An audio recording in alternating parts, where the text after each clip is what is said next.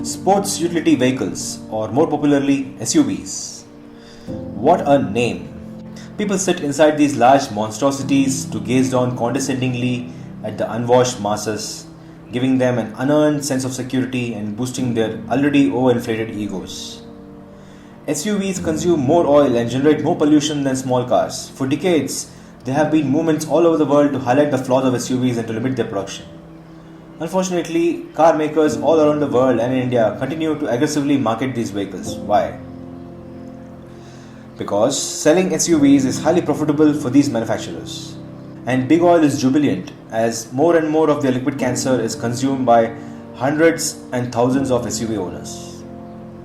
And in India, with more people able to afford SUVs today, this problem is becoming a nightmare as our cramped roads are gridlocked and battered and the air quality in our cities goes from bad to toxic gas chamber thanks to these oversized tanks. So the questions to all of us are, does India need more oil guzzling pollution SUVs?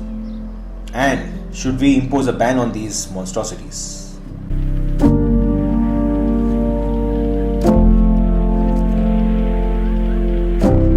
Look at all the pollution SUVs being launched in India.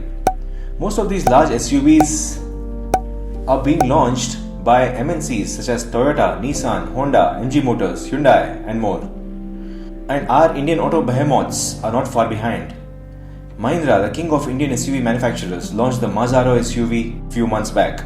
Tell me, why does Mahindra need another large oil guzzler in their portfolio? They have the XUV, TUV, KUV, why another model? I just don't get it. Consider this.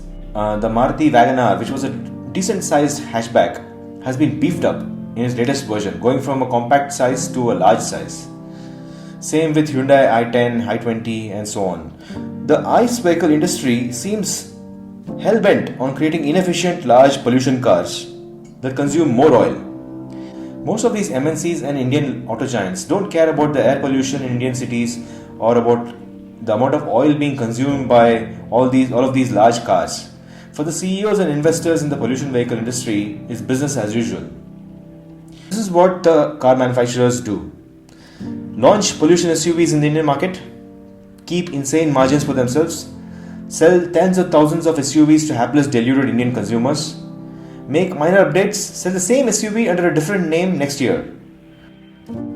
It's absolutely depressing to learn that Kia Motors sold 85,000 Seltos SUVs last year alone.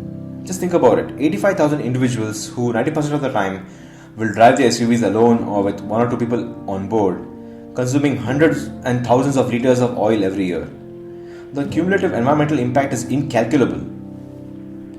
SUVs have major issues. They require numerous resources to manufacture. They consume more oil than small cars. They emit massive quantities of greenhouse gases, severely affecting our city's air quality. Statistically, SUVs are less safe than regular cars, both for people inside the car and pedestrians outside. Studies show that they lull drivers into a false sense of security, encouraging them to take greater risks. I've linked a research article about this in the video description. Their height makes them twice as likely to roll in crashes and kill pedestrians by inflicting greater upper body and head injuries. The less we speak about SUVs' efficiency and economy, the better. There have been movements across the world protesting against SUVs. These protests highlight how pollution car makers showcase their shiny large cars and SUVs in motor shows without feeling any remorse or guilt about the damage these monstrosities are causing to the planet. For example, at the Frankfurt Motor Show in 2019, thousands of people descended onto the streets of Frankfurt Saturday morning to protest against the role of Germany's car industry in increasing pollution. The protesters called for an end to combustion engine and transfer towards emission-free vehicles. Do we need to hold such protests in our Indian auto expos too? I'd say yes, because our Indian car manufacturers and the MNCs show little concern for the environment or indeed anything besides their bottom line. Another big problem is that our ICE vehicle-centric media happily promotes these dangerous cars. The people running auto websites and magazines seems very excited whenever a pollution SUV is launched in India. Look at this Motor Octane article headline: Mahindra Mazzaro petrol engine expected soon. Motor Octane seems excited for another large SUV launch. Look at this article by Times Group. Nissan India teases the much-awaited B SUV. Much awaited by whom exactly? The Times Group? Or the Nissan shareholders? Batman? Remember, I said that automakers make minor updates to their existing vehicle, sells it again as a new vehicle next year. Now look at this headline from my India Today article. The MG Hector Plus is listed on the MG website ahead of their launch in July. Yay! MG Motor is essentially launching an upgrade as a new SUV, attracting more gullible buyers. The point I'm trying to make is that India cannot afford to have millions of SUVs on its roads for the sake of its environment, open spaces and its economy. But the ICE-centric pollution vehicle media still happily promotes these vehicles. Now what about electric SUVs? An electric SUV consumes more energy than a small electric hatchback. For example, the Tesla Model X has an efficiency of around 200 watt-hour per kilometer compared to my wonderful city small car, the Mahindra E2O, which averages around 75 watt-hour per kilometer in my city Pune. But an electric SUV is still far more efficient at using energy compared to a diesel SUV or a petrol SUV because of the efficiency of an electric motor. Don't forget, as more solar, wind and hydropower plants proliferate, your electric SUV will only become greener in time. We have around 20 auto manufacturers selling thousands of SUVs each year in India. All of them need to be subjected to checks and balances for the good of the environment and the economy. First, there needs to be limits on how many pollution SUVs they can sell each year. Second, each sale of a large pollution SUV should be penalized with a carbon tax by both state and central governments. Third, local RTOs can change the type of license needed to drive SUVs, make it harder to get one. Finally, if a manufacturer is selling an oil guzzling pollution SUV in India, ensure that they offer at least 3 electric car options in their portfolio as well. So this will encourage more people to go for an electric car.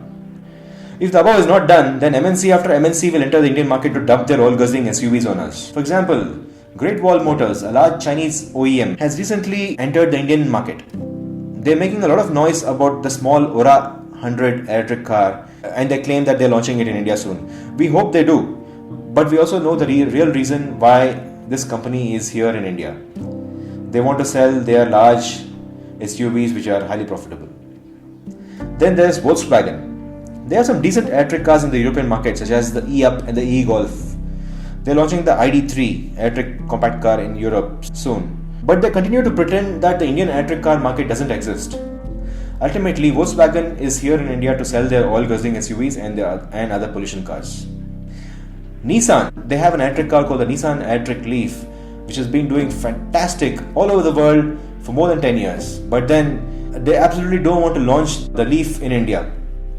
Ultimately, by not launching electric cars in India, the ICE vehicle manufacturers stand to gain, as there is less awareness among people and they continue to keep selling their pollution cars in the Indian market.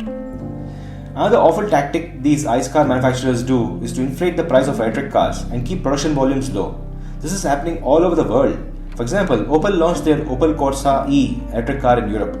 This car has a 45 kWh battery pack. We all know the cost of the battery pack, which comes to around 6,000 euros. They are selling the car at around 30,000 euros, which seems totally inflated to me. Same thing happened with the Mahindra E2 Plus launch in 2016 in India.